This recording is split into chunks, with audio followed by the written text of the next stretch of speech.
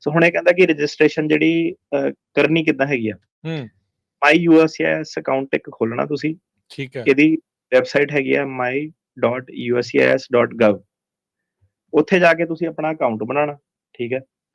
ਉਹ ਅਕਾਊਂਟ ਦੇ ਵਿੱਚ ਤੁਸੀਂ G325R, ਠੀਕ ਆ, ਬਾਇਓਗ੍ਰਾਫਿਕਲ ਇਨਫੋਰਮੇਸ਼ਨ ਰਜਿਸਟ੍ਰੇਸ਼ਨ ਫਾਰਮ ਜਿਹੜਾ ਹੈਗਾ ਉਹ ਭਰਨਾ।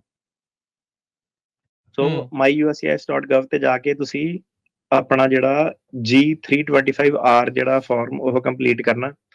ਇਹਦੀ ਕੋਈ ਫੀ ਨਹੀਂ ਹੈਗੀ। ਇਹ ਤੁਸੀਂ ਆਪਣੇ ਜਵਾਕਾਂ ਦਾ ਵੀ ਕਰਨਾ। ਜਦੋਂ ਤੁਸੀਂ ਇਹ ਫਾਰਮ ਕਰ ਦੋਗੇ, ਉਸ ਤੋਂ ਬਾਅਦ ਕੀ ਹੁੰਦਾ ਕਿ ਬਾਇਓਮੈਟ੍ਰਿਕ ਸਰਵਿਸ ਅਪਾਇੰਟਮੈਂਟ ਉਹ ਤੁਹਾਨੂੰ ਦਊਗੇ, ਬੁਲਾਊਗੇ ਤੁਹਾਨੂੰ ਉੱਥੇ। ਤੇ ਜਦੋਂ ਤੁਹਾਡੇ ਉਹ ਬਾਇਓਮੈਟ੍ਰਿਕਸ ਤੁਸੀਂ ਅਪਾਇੰਟਮੈਂਟ ਤੇ ਜਾਂਦੇ ਆ, USCIS ਦੇ ਸੈਂਟਰ 'ਚ ਤੁਸੀਂ ਜਾਂਦੇ ਆ, ਉਹ ਤੁਹਾਡੇ ਫਿੰਗਰਪ੍ਰਿੰਟ ਲਊਗੇ, ਤੁਹਾਡੀ ਫੋਟੋ ਲਊਗੇ, ਤੁਹਾਡੇ ਸਿਗਨੇਚਰ ਲਊਗੇ ਤੇ ਆਪਣੇ ਡੇਟਾਬੇਸ 'ਚ ਪਾ ਦੋਗੇ। ਆਇਡੈਂਟੀਟੀ ਵਗੈਰਾ ਨਾਲ ਤੁਹਾਨੂੰ ਦੇਣੀ ਪੈਣੀ ਆ ਵੈਰੀਫਾਈ ਕਰਨ ਲਈ। ਆਪਣਾ ਪਾਸਪੋਰਟ ਹੋ ਗਿਆ, ਜਿੱਦਾਂ ਜਿਹਨਾਂ ਦੇ ਪਾਸਪੋਰਟ ਤੁਹਾਡੇ ਇਮੀਗ੍ਰੇਸ਼ਨ ਦੇ ਕੋਲ ਹੈਗੇ, ਆਈਸ ਵਾਲਿਆਂ ਦੇ ਕੋਲ ਹੈਗੇ ਆ, ਉਹਦਾ ਇੱਕ ਪ੍ਰੋਸੈਸ ਹੁੰਦਾ। ਆਪਣੇ ਵਕੀਲ ਦੇ ਨਾਲ ਮਿਲ ਕੇ ਤੁਸੀਂ ਉਹ ਜਿਹੜਾ ਪਾਸਪੋਰਟ ਆ ਉਹ ਲੈ ਸਕਦੇ ਆ ਟੈਂਪਰੇਰੀਲੀ, ਜਾਂ ਐਟਲੀਸਟ ਉਹ ਤੁਹਾਨੂੰ ਕਾਪੀ ਜਿਹੜੀ ਆ ਉਹ ਜ਼ਰੂਰ ਦੇ ਦਿੰਦੇ ਆ। ਤੇ USCIS ਜਿਹੜੀ ਹੈਗੀ ਆ ਉਹ ਇਹ ਇਨਫੋਰਮੇਸ਼ਨ ਤੁਹਾਡੀ ਆਇਡੈਂਟੀਟੀ ਦੀ ਵੈਰੀਫਿਕੇਸ਼ਨ ਲਈ ਯੂਜ਼ ਕਰੂਗੀ, ਬੈਕਗਰਾਊਂਡ ਤੇ ਸਿਕਿਉਰਿਟੀ ਚੈੱਕ ਤੁਹਾਡੇ ਤੇ ਕਰੂਗੇ, ਤੇ ਕ੍ਰਿਮੀਨਲ ਹਿਸਟਰੀ ਤੁਹਾਡੀ FBI ਡੇਟਾਬੇਸ ਦੇ ਨਾਲ ਮਿਲ ਕੇ ਕਰੂਗੀ। ਸੋ ਫਰਕ ਕੀ ਪੈ ਜਾਂਦਾ, ਬੰਦਾ ਆ ਕੇ ਜਿਹੜਾ ਇਮੀਗ੍ਰੈਂਟ ਸੀਗਾ ਉਹ ਕ੍ਰਾਈਮ ਜਿਹੜੇ ਕਰ ਦਿੰਦਾ ਸੀਗਾ, DUIਆਂ ਲੈ ਲਈਆਂ, ਐਕਸੀਡੈਂਟ ਕਰਤੇ, ਮੈਨਸਲੌਟਰ ਕਰਤੇ, ਸੈਕਸ਼ੂਅਲ ਕ੍ਰਾਈਮ ਕਰਤੇ, ਡੋਮੈਸਟਿਕ ਵਾਇਲੈਂਸ ਕਰਤਾ।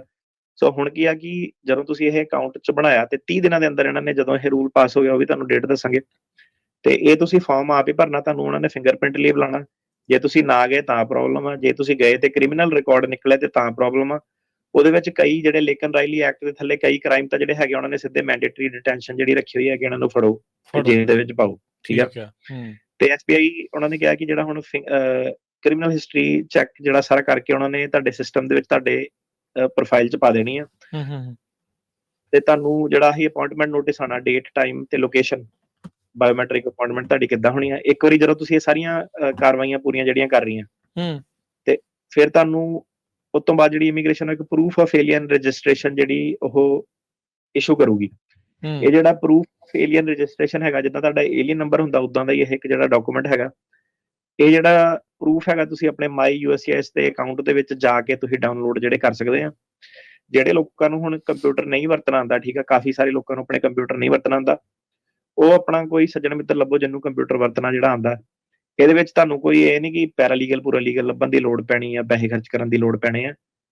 ਬੜਾ ਸਿੰਪਲ ਜਿਹਾ ਪ੍ਰੋਸੈਸ ਹੋਣਾ, ਤੁਹਾਡਾ ਅਕਾਊਂਟ ਬਣਾਉਣਾ ਵਾ ਤੇ ਉਹਦੇ ਵਿੱਚ ਇਹ ਇਨਫੋਰਮੇਸ਼ਨ ਭਰਨੀ ਆ, ਫਾਰਮ ਜਿਹੜਾ ਕੰਪਲੀਟ ਕਰਨਾ, ਤੇ ਉਸ ਤੋਂ ਬਾਅਦ ਉਹਨਾਂ ਨੇ ਤੁਹਾਡਾ ਆਪੇ ਜਿਹੜਾ ਪ੍ਰੋਸੈਸ ਸਾਰਾ ਕੰਪਲੀਟ ਕਰ ਦੇਣਾ। ਐਂਡ ਆਫ ਦਾ ਡੇ ਤੁਹਾਡੇ ਕੋਲ ਆਪਣੇ ਅਕਾਊਂਟ 'ਚ ਜਾ ਕੇ ਤੁਸੀਂ ਪ੍ਰੂਫ ਜਿਹੜਾ ਡਾਊਨਲੋਡ ਕਰ ਸਕਦੇ ਆ। ਇਹ ਜਿਹੜਾ ਪ੍ਰੂਫ ਹੈਗਾ ਤੁਸੀਂ ਹਮੇਸ਼ਾ ਆਪਣੀ ਜੇਬ ਦੇ ਵਿੱਚ ਰੱਖਣਾ।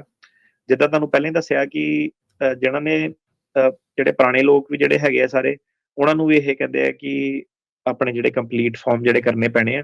ਸਿਰਫ ਜਿਹੜੀ ਐਕਸੈਪਸ਼ਨ ਇਹਨਾਂ ਨੇ ਦਿੱਤੀ, ਜਿਹੜੇ ਨੇਟਿਵ ਅਮਰੀਕਨ ਵਗੈਰਾ ਹੁੰਦੇ ਆ ਉਹਨਾਂ ਨੂੰ ਨਹੀਂ ਇਹ ਕਹਿੰਦੇ ਇਨਫੋਰਮੇਸ਼ਨ ਜਿਹੜੀ ਟ੍ਰਿਗਰਡ ਆ। ਤੇ ਐਡਰੈਸ ਚੇਂਜ ਵਾਲਾ ਜਿਹੜੀਆਂ ਰਿਪੋਰਟਿੰਗ ਰਿਕੁਆਇਰਮੈਂਟ ਹੈਗੀਆਂ ਉਹ ਤੁਹਾਡਾ 10 ਦਿਨ ਦੇ ਵਿੱਚ ਹੋਣਾ ਚਾਹੀਦਾ। ਬੇਸਿਕਲੀ ਇਹ ਕੀ ਕਹਿ ਰਿਹਾ ਕਿ ਜਿਹੜਾ ਇਹ ਐਗਜ਼ੈਕਟਿਵ ਆਰਡਰ ਹੈਗਾ ਕਿ ਪ੍ਰੋਟੈਕਟਿੰਗ ਅਮਰੀਕਨ, ਇਹਦੇ ਥੱਲੇ ਤੁਸੀਂ ਨਹੀਂ ਕਰਦੇ ਆ ਤੇ ਸਾਡੇ ਕੋਲ ਫੁੱਲ ਜਿਹੜੀ ਪਾਵਰ ਹੈਗੀ ਆ ਕਿ ਆਪਾਂ ਤੁਹਾਨੂੰ ਫਾਈਨਸ ਤੇ ਕ੍ਰਿਮੀਨਲ ਸੈਂਕਸ਼ਨ ਜਿਹੜੀਆਂ ਲਗਾ ਸਕਦੇ ਆ। ਠੀਕ ਆ।